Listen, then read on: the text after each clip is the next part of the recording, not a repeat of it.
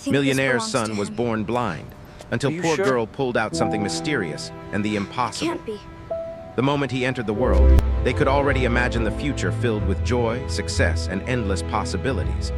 They had dreams of watching their son grow up, play sports, go to school, make friends, and live a life full of love and adventure. As the firstborn child of a wealthy family, Daniel was expected to carry on a legacy of greatness, and his parents, particularly his mother, had high hopes for him. Daniel's father, William, was a successful businessman who had built a large fortune from his investments. His mother, Isabella, was a woman who had everything a person could desire: a beautiful home, expensive clothes, and access to the best doctors, trainers, and education for her future children. To them, Daniel's birth felt like the beginning of an amazing journey that they would experience together. The family had it all: wealth, status, and a promising future. But when the doctors gave them the news about their son, their dreams were shattered in an instant.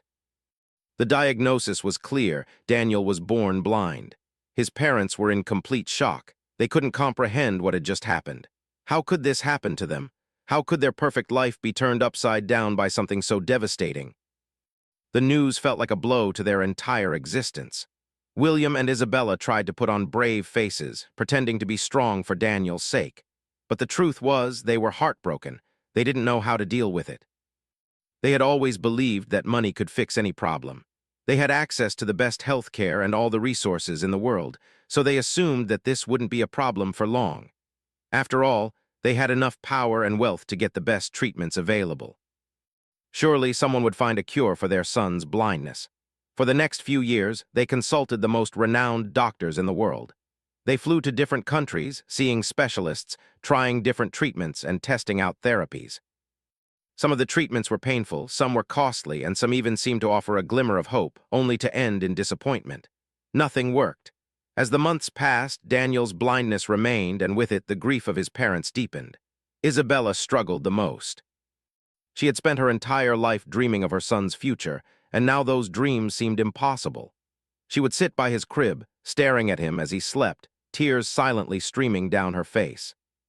She wanted to give him everything, but what could she give him if he couldn't see the world around him? She couldn't understand why this was happening to her son, and she found herself losing hope. William, on the other hand, tried to hide his emotions. He threw himself into his work, spending long hours in the office, hoping that the distraction would help him cope. He even started to become distant from his wife, not knowing how to support her while also dealing with his own feelings of helplessness. The wealth and success that had once brought him so much pride now seemed meaningless. No amount of money could fix this. As Daniel grew older, he began to understand that something was different about him. He noticed the way people looked at him, how they spoke to him with pity in their voices, or how his parents tried to make up for his blindness by overprotecting him. They would try to make the world around him feel normal, but Daniel could feel the tension in their voices, the quiet sadness they carried with them. At first, Daniel didn't question it. He was still a child, and he trusted his parents. But as the years went on, he became more aware of the reality of his situation. He began to realize that he would never be able to see the faces of his parents, never be able to look out of the window and see the changing sky or watch other children playing. His world was dark, and though he couldn't see it, he could feel the weight of that darkness every day. His mother would always tell him that everything would be okay. She promised that he would grow up to be just like any other boy. But Daniel could sense the doubt in her voice, the fear she had for his future. He could feel her sadness even when she tried to smile. His father, too, would reassure him, but Daniel could see the tiredness in his eyes. It was as if both of them were waiting for something to change, but they didn't know what that change would be or if it would ever come. The family's wealth and status meant little in their everyday lives now. Their enormous home, full of beautiful furniture and lavish rooms, felt empty. The halls that once echoed with laughter now only seemed to amplify the silence. Daniel's parents' attempts to make the house feel brighter by adding more art, more decorations, and more expensive things could not fix the emptiness they all felt. The house no longer felt like a home. At school, Daniel faced challenges that made him feel more isolated than ever. He had tutors, of course, and he excelled in his studies, but it was clear that he was different. The other children would stare at him when he walked past, and some would speak to him with exaggerated kindness, as though they were unsure how to act around him. The more Daniel grew up, the more he began to realize that people treated him differently because of his blindness. He was constantly aware of the pity in their voices and the way their eyes lingered on him, unsure of what to say or do. But despite everything, Daniel kept a quiet hope alive. It wasn't something he could name, but it was a feeling deep inside him, a belief that maybe, just maybe, there was something out there that could change his life. He didn't know how or when, but he believed that somehow he would see the world the way everyone else did. Meanwhile, his parents continued their search for answers. They hired personal trainers to teach Daniel how to move in the world using his other senses. They brought in life coaches to help him build his confidence.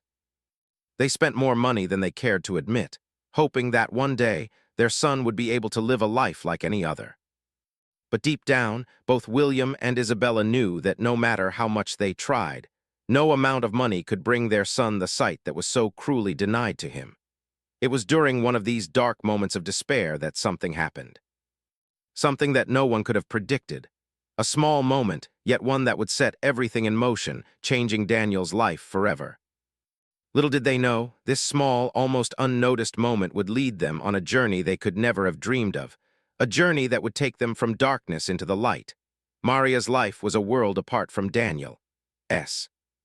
While Daniel lived in a mansion surrounded by wealth, luxury, and endless resources, Maria's world was much simpler and far humbler. She lived in a small, modest house on the edge of a quiet village, where the streets were narrow and the houses were small but filled with life. Maria's family didn't have much, but they had what mattered: love, warmth, and a sense of community. Maria's father, a hardworking man, was a farmer. They had a small plot of land, just enough to feed their family. Life was tough, but Maria never complained. She spent her days helping her father with the crops, carrying water from the well, and taking care of her younger siblings. She had dreams, just like any other young girl, but they were dreams shaped by her circumstances. She dreamed of studying, of having a better life, but she knew that her chances were limited. Still, Maria had a heart full of kindness, and she made the best of everything she had. Unlike many of her peers, Maria wasn't interested in material things. While others longed for the latest fashion or the newest gadgets, Maria was content with the small joys of life. A good book, a sunny afternoon spent playing with her friends, or a warm meal shared with family. She was the type of person who always tried to help others, even when she had little to offer. People in her village knew her as the kind-hearted girl who would always lend a hand, whether it was helping an elderly neighbor carry groceries or comforting a friend in need. One day, Maria was walking through the village when she heard a group of people talking about a boy from the nearby town who was blind. They spoke with sympathy and sadness, and Maria couldn't help but feel a pang of curiosity. She had heard of Daniel before, but she didn't know much about him. The whispers she heard that day piqued her interest. They spoke of his wealthy family, the many doctors who had tried to help him, and how his life was filled with sorrow despite all the riches surrounding him. Maria couldn't shake the thought of Daniel from her mind. She wondered what it must be like to live in a world without sight, to be surrounded by so much but unable to see it. Maria had never known anyone who was blind, and she found herself thinking about how difficult his life must be. Her heart went out to him, and she felt an unexpected urge to do something, even if she couldn't fully understand his struggles. A few days later, Maria found herself walking past the large estate where Daniel lived. She had seen the house from a distance before, but she had never been this close. The towering gates and tall walls made the house look like something out of a dream. She hesitated for a moment, unsure if she should go any further, but something in her heart told her she had to at least try. Maria wasn't one to shy away from helping others, even if they came from a different world than hers. She walked up to the gate and asked the gardener if she could speak to Daniel. He looked at her, surprised, but he didn't stop her. He led her to the house, where she was greeted by a butler who escorted her inside. The moment she entered the house, Maria felt out of place. The marble floors, the expensive artwork, and the glittering chandeliers seemed like something out of a fairy tale. Everything was perfect, almost too perfect. But she didn't come for the luxury, she came to meet Daniel. Daniel's parents were not at home that day, and he was alone in his room, sitting by the window, listening to the sounds of the world outside. When Maria walked in, she could hear the soft sound of him turning the pages of a book, his fingers gliding over the braille text. He didn't see her at first, but he sensed her presence. "Hello." Daniel's voice was soft and unsure, as if he was trying to make sense of who this visitor might be. Maria smiled and walked closer. "Hi, my name is Maria. I'm from the village nearby. I heard about you, and I wanted to see if I could help in any way." Daniel was curious. He hadn't expected anyone to visit him, especially not someone from the village. He had been told about the poor children in the area, but he had never really met any of them. He didn't know how to feel about someone coming to see him, especially since he was used to people pitying him or treating him with awkward sympathy. But something in Maria's voice was different. She didn't sound sorry for him. She just sounded kind. Maria sat down beside him. "I brought you something," she said, pulling out a small bouquet of wildflowers she had picked on her way over. She placed them on the table in front of him, and for the first time in a long time, Daniel felt a sense of warmth. It wasn't the flowers themselves, but the gesture. Someone cared about him, someone who didn't owe him anything, someone who wasn't trying to fix him. "I hope you like them," Maria said, her voice soft and genuine. Daniel smiled, a small, hesitant smile, but it was a smile nonetheless. "Thank you," he replied, feeling a little shy but also a little lighter than he had in a long time. Over the next few weeks, Maria continued to visit Daniel. She would come in the afternoons when his parents were busy with their meetings and business affairs. They would sit together talking about everything and nothing at all. Maria would bring him small gifts, a new book in Braille, a piece of music she thought he might like, or just her company. Daniel began to look forward to her visits, and for the first time he felt like he wasn't alone in his world of darkness. The visits weren't just about the gifts Maria brought or the conversations they had. It was about something deeper. Daniel had spent so much of his life feeling isolated, surrounded by people who either ignored his blindness or treated him with pity. But Maria didn't pity him. She saw him for who he was, a young man with a heart, with thoughts, with dreams. She never tried to fix him or make him feel like he needed to be fixed. She accepted him as he was, and that acceptance, more than anything, gave him hope. Maria began to teach Daniel about the world outside his own. She would describe the things she saw when she walked through the village. The colors of the sunset, the sounds of the birds, the feel of the cool breeze on her skin. At first, Daniel had trouble imagining it all, but as the days went by, he started to form pictures in his mind. With Maria's help, his world slowly started to expand, not through sight, but through the stories she told him and the way she made him feel alive. One afternoon, as they sat together in the garden, Maria told him about a mysterious object she had heard about. It was an old talisman, said to have healing properties. The object was rumored to be able to do things that defied logic, things that couldn't be explained. Maria had heard the story from an old woman in the village who claimed to have used the talisman to heal her sick animals. The woman had warned Maria that the talisman's power was not to be taken lightly, but Maria felt a strange pull toward it. She told Daniel about it, laughing softly, as if the idea of something magical was a bit silly. But in Daniel's heart, something stirred. Could this mysterious object be the answer to his prayers? Could it be the key to seeing the world? He didn't know, but he felt a spark of hope, something he hadn't felt in a long time. Maybe, just maybe, there was a way for him to escape the darkness and see the world that had always seemed out of reach. Maria's visit that day was different from the others. It was as if, for the first time, they both sensed that something was about to change. What they didn't know was that this change would come from an unexpected place, a place neither of them could have ever imagined. Maria's life, simple as it was, had always been one of practicality and hard work. She never had the luxury of wishing for grand things. But that day, as she walked back to her house after another visit to Daniel, something inside her shifted.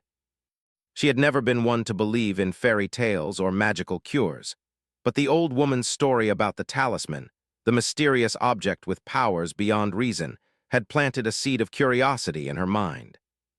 The idea of this talisman wasn't just intriguing, it felt almost like a sign. Daniel had been so kind and open with her.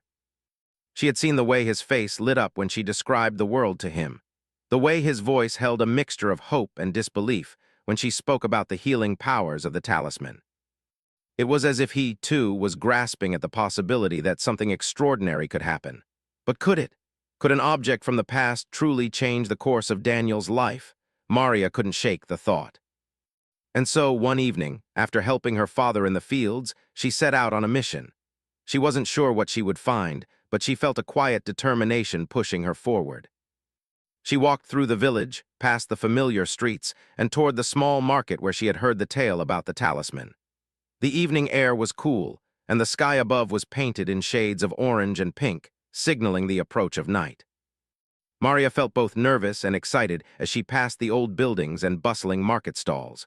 When she reached the vendor's small stall, she saw him, the elderly man who had once sold trinkets and strange artifacts to the villagers. His face was weathered by time, but his eyes twinkled with a knowing look, as if he had seen more than anyone could imagine. Maria approached him carefully, her heart beating faster with each step. "Good evening," she greeted him softly. The man looked up, a smile playing on his lips. "Good evening, young lady. What can I help you with today?" he asked, his voice deep but kind. Maria hesitated for a moment, then spoke the words she had been holding in her mind. "I've heard about a talisman. Something that might be able to heal a person. Do you have anything like that?" The vendor's eyes seemed to flicker with recognition, as if he had been waiting for her question. He nodded slowly and gestured for her to come closer. "You've heard the stories, then?" he said. "It's an old talisman passed down through generations. It's said to hold a power that cannot be explained, power to heal, power to change things. But," he paused, his gaze sharpening, "it is not something to be taken lightly. It is a gift, but it comes with a price." Maria swallowed nervously. She wasn't sure what he meant by that, but her desire to help Daniel overpowered her doubts. "How much is it?" she asked, her voice steady despite her growing anxiety. The vendor didn't give her a price right away. Instead, he seemed to study her for a long moment, as if he were weighing something in his mind. Finally, he reached beneath the table and pulled out a small wooden box. The box was intricately carved, with patterns Maria had never seen before, as though it held secrets in its design. He opened the box, revealing a small object inside. It was a crystal, smooth and iridescent, glowing faintly in the dim light. "This is it," the vendor said quietly. "The talisman. It is said to work in mysterious ways, but remember, young lady, the gift it offers is not without its cost. What you seek may come, but you must be prepared for what may follow." Maria didn't fully understand what he meant, but her heart was pounding in her chest. She had to make a choice. She had to do something for Daniel. He was so full of life, so kind-hearted, and yet he lived in a world of darkness. This small talisman, no matter how uncertain its power, could give him the one thing he had always longed for: sight. She handed over the few coins she had earned from helping her father in the fields and took the crystal from the vendor. As she left the stall, the crystal warm in her hand, she felt a strange mix of hope and fear. Was this truly the answer she had been looking for? Would it work? Could it change everything for Daniel? That night, Maria didn't sleep much. She kept turning the crystal over in her hands, wondering how something so small could possibly change a life. But she couldn't stop herself from believing. She had seen the way Daniel looked at her when she spoke about the world outside. He had listened so intently, as if he was desperate to see it, to understand it all. She knew in her heart that this was her chance to help him, and she wasn't going to let fear or doubt hold her back. The next day, as soon as she could, Maria made her way to Daniel's house. She walked through the gates and up the grand steps, the house looming over her. It was a place she had only ever seen from a distance, and it felt so different being inside it. The silence was almost deafening, broken only by the sound of her footsteps on the polished floor. She found Daniel sitting by the window just as he always did. His head was tilted slightly, listening to the sounds outside. Maria approached him, her heart racing. "Daniel," she said softly. He turned his head toward her, and she could see the curiosity in his expression. "I brought you something. It's a gift. I don't know if it will work, but I want you to have it." She opened her hand and showed him the crystal. Daniel's fingers brushed over it carefully, his touch tentative, as if he was unsure of what to make of it. Maria could see the uncertainty in his eyes, but she also saw something else, a flicker of hope. "I don't know how it works," Maria continued, her voice steady but full of emotion, "but I think it might help. I don't know how, but I believe it can make a difference. Maybe it can give you what you've always wanted." Daniel's face softened, and for a moment he just stared at the crystal. He didn't speak for a while, as if he were lost in thought. Maria sat beside him, feeling the weight of the moment. Then finally Daniel spoke, his voice barely a whisper. "Do you really think it can help me? Do you really think I can see again?" Maria nodded, a smile tugging at the corners of her lips. "I believe so." Daniel held the crystal in his hands for a long while, not knowing what to expect. But for the first time, he allowed himself to hope. The darkness that had been his constant companion seemed just a little less heavy in that moment. Without saying anything more, Daniel closed his eyes and gently pressed the crystal to his forehead. Maria watched him, holding her breath. She didn't know what would happen, but she felt a sense of anticipation building inside her. She had no idea if the talisman would actually work, but the moment felt significant. The silence in the room grew deeper, and then something happened. Daniel's breath caught, his fingers twitched. He opened his eyes slowly, his gaze falling on the crystal, now glowing with a soft, radiant light. And for the first time in his life, Daniel felt a sensation he had never experienced before, a sense of clarity. The room around him seemed to come into focus, not all at once, but slowly, like the faintest shadow lifting from his world. He blinked and looked around, a wave of shock and disbelief flooding his senses. He could see the faint outlines of the room, the shapes of the furniture, the light streaming through the window. He looked at Maria, his eyes wide with wonder. "Maria," he said, his voice shaky, "I can see. I can see." Tears welled up in Maria's eyes as she watched him. She had done it. The impossible had happened. Daniel was seeing the world for the first time, and it was because of her. The crystal in his hand, the talisman that had once seemed so small and insignificant, had changed everything. But neither of them knew yet how much this moment would truly transform their lives. The moment Daniel opened his eyes and saw the world for the first time, everything around him seemed to shift. It was as though a veil had been lifted from his life, revealing a world full of colors, shapes, and textures he had never imagined. The soft light coming through the window, the curves of the furniture, the quiet patterns on the walls, they were all so clear, so real. His heart raced with excitement and disbelief, and his eyes filled with tears. He had never thought this day would come. Maria watched him with a mixture of awe and joy. She had seen the light in Daniel's eyes before, but now the light wasn't just in his spirit, it was in his eyes too. He was seeing, truly seeing for the first time in his life. The weight of that realization hung in the air, unspoken but understood by both of them. "I can see," Daniel whispered again, almost to himself, as though he couldn't quite believe it. "Maria, I can see everything. This is real." Maria smiled, tears streaming down her face as she nodded.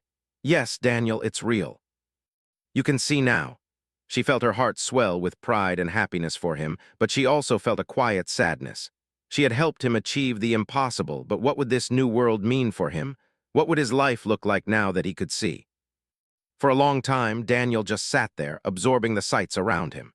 He looked out the window, noticing the way the light played on the trees, the shadows shifting as the wind blew gently through the leaves. He saw the garden outside, its vibrant colors that he had only heard about but never imagined. He turned to Maria, his eyes filled with wonder. "Thank you," he said, his voice thick with emotion.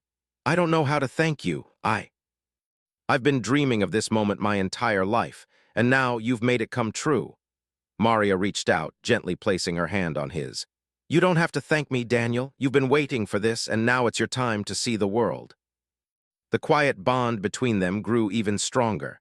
Maria had not only given Daniel the gift of sight, but she had also given him a sense of hope, of possibility, that he had never felt before. He was no longer just the blind boy living in the shadows. He was a person with a future, with dreams he could now chase. But as the days passed, the excitement of Daniel's newfound sight began to be overshadowed by a growing sense of uncertainty. Daniel had always lived in the darkness of his blindness, but now that he could see, he realized that the world was not as simple as it had seemed before. The beauty of it was overwhelming at times, and the intensity of his new experience left him feeling disoriented and unsure of where to start. He began to feel overwhelmed by all the things he could now perceive: the colors, the people, the movement of the world. He had spent his whole life listening, feeling, and imagining, but now that he could see, the complexity of the world was both exhilarating and frightening. It was as if he had entered a new reality, one that was not as gentle or predictable as he had once imagined. One evening, as Daniel sat in the garden, his mind racing with thoughts and emotions, Maria came to sit beside him. She could see the confusion in his eyes, the uncertainty that had settled in his heart. "Daniel, are you okay?" she asked gently, sitting down next to him. She didn't need to say more, she could feel the weight of his thoughts. He took a deep breath and turned to her. "It's just so much," he admitted. "I thought that when I could see, everything would make sense, but now that I can, it's overwhelming. There's so much I don't understand, so much I can't yet process. How do I even begin to make sense of it all?" Maria nodded, understanding completely. She had never known what it was like to be blind, but she could imagine how difficult it must be to suddenly experience a world that was so unfamiliar, so full of noise and color and movement. "It's okay to feel that way," she said softly. "You don't have to understand everything all at once. Take it one step at a time. The world is big, but you don't have to see it all in one day. Just let yourself experience it slowly at your own pace." Daniel looked at her, a sense of relief washing over him as he realized that Maria understood. She wasn't rushing him, pushing him to see everything all at once. She was offering him patience, a space where he could learn and grow without the pressure of expectations. As the days turned into weeks, Daniel began to adjust to his new reality. He spent more time outside, exploring the world with Maria by his side, guiding him when needed, but also giving him the freedom to discover things for himself. He learned how to identify the shapes of trees and flowers, the way the wind rustled through the leaves, and the sounds of birds singing in the distance. He marveled at the colors of the sky during sunrise and sunset, realizing that he had always imagined them, but now he could actually see them. But as Daniel adjusted, his parents began to notice changes in him. They had always been so focused on his blindness that they hadn't realized how much of his personality and his spirit had been shaped by it. Now that Daniel could see, he was no longer the same boy they had known. He was more confident, more curious, and more independent. He no longer needed their constant care and attention. He was becoming his own person, and that frightened them. William, especially, felt a growing sense of unease. He had always seen himself as the protector of his family, the one who could provide everything they needed. But now that Daniel could see, he felt as though his role in Daniel's life was slipping away. Daniel no longer needed him to help him navigate the world. Daniel was becoming someone different, someone who could stand on his own. At first, William didn't know how to handle these changes. He had spent so much time and energy focusing on Daniel's blindness, but now that it was gone, he found himself struggling to understand his son's new reality. He didn't know how to relate to Daniel anymore. He felt a sense of loss, as if he had lost the connection they once had. Isabella, too, struggled, but in a different way. She had always been so focused on her son's blindness, but now that he could see, she realized that she didn't know who he was without it. Daniel's blindness had been a part of their family's identity. It had shaped their lives, their choices, and their relationships. Now that he could see, everything felt uncertain. Daniel noticed the shift in his parents' behavior. At first, he didn't know how to respond. He didn't want to hurt them, but he couldn't deny the changes he felt within himself. He was no longer the helpless child who needed their constant support. He was growing, discovering who he was in ways that had once been impossible. He felt a distance between himself and his parents that he couldn't quite bridge. One afternoon, while walking in the garden with Maria, Daniel stopped and turned to her. "Maria, do you think they'll ever understand?" he asked quietly. "Do you think my parents will ever see me as who I am now, not just the blind boy they used to care for?" Maria looked at him thoughtfully. "I don't know, Daniel," she said softly, "but I do know that you're not the same person you were before. And maybe that's the hardest part for them to accept, but you've changed, and that's a good thing. You're growing. You're becoming who you were always meant to be." Daniel nodded slowly, the weight of her words sinking in. He wasn't sure if his parents would ever truly understand the man he was becoming, but he knew one thing for sure. With Maria by his side, he was ready to face whatever came next. He was no longer the boy who lived in darkness. He was someone new, someone full of possibilities. And that was something he could finally embrace.